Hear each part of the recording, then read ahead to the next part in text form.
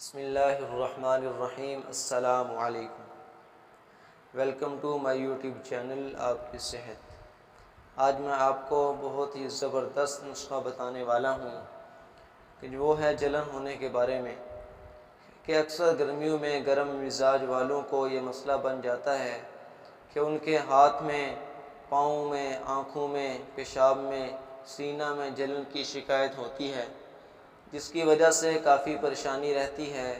تو ایسے احباب کے لیے یہ مجرب اور مفید نسخہ لکھ رہا ہوں، آسانی سے تیار بھی ہو جائے گا، انشاءاللہ ایک ہی دن میں جلن بھی ختم ہو جائے گی۔ نسخہ نوٹ فرمائیں کہ آپ نے یہ چیزیں پنسار سے لے لینی ہیں۔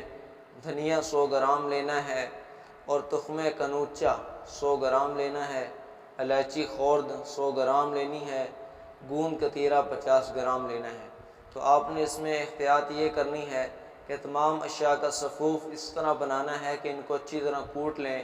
کوٹنا ہے صرف گرینڈ، اور چکی کے اندر ان کو پیسنا نہیں ہے، ٹھیک ہے؟ تو اس طرح آپ کو فائدہ زیادہ ہوگا۔